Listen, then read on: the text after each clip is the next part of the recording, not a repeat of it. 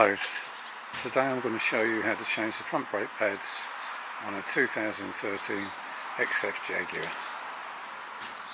Now you need to jack the car up, obviously safely, put an axle stand underneath, take your wheel off, and there's your brake caliper. But before you do that,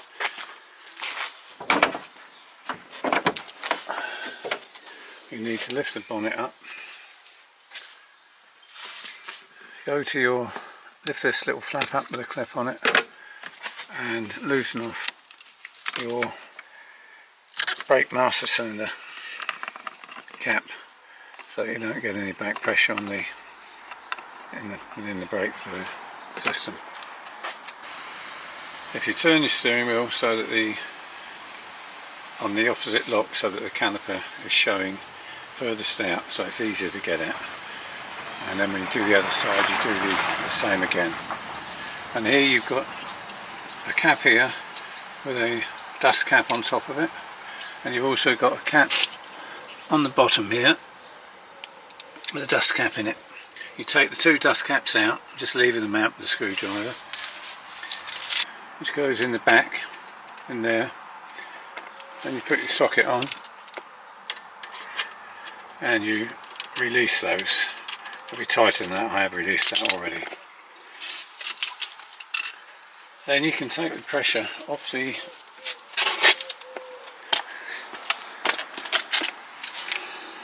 disc just by putting a lever in there against the disc and working your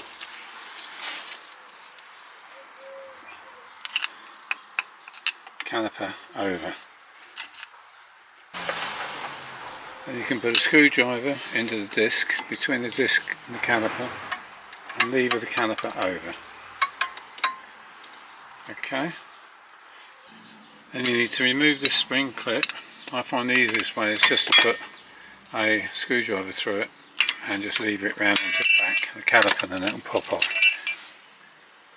And okay, to get the wire out, the actual sensor, brake wear sensor, you disconnect that from here and from the wires along here, so that's ready to come through the caliper.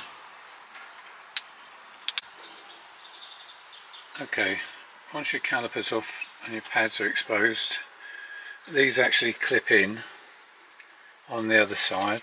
They clip into there, they clip into your caliper, into your piston. Okay.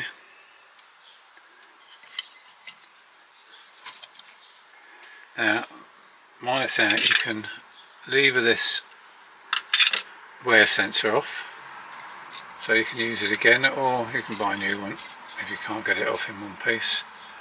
But that will come out.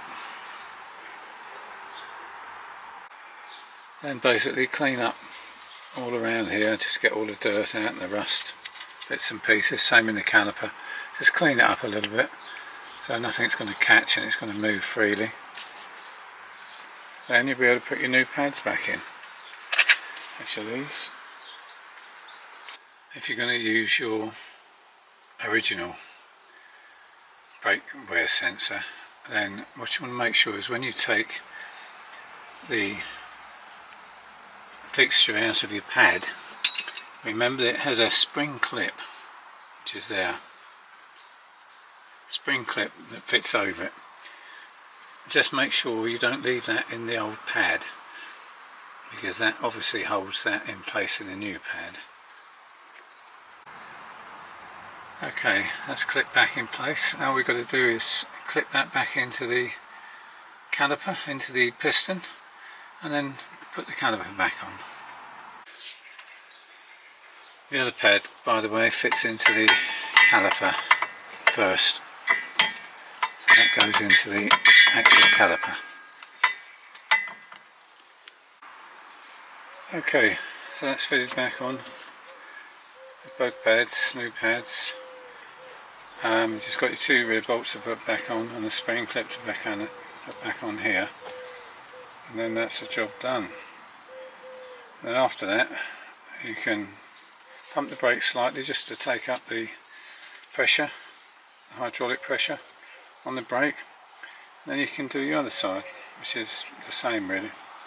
It probably won't have one of these, but it's the same.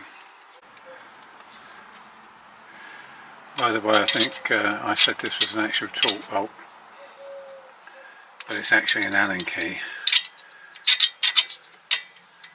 Okay. Then you clip the wear sensor back in the positions where it was and pop that back into the connection. Okay, lastly we've just got to put the clip in, which goes in like so at the bottom, and then bring the bottom clip over. I have to do this two-handed. Okay, that's your clip back in position, and that's the job finished on this side. Just to straighten the steering up, put the wheel on, and just pump the brakes just a little bit to get that pressure back up, and then we can start on the other side.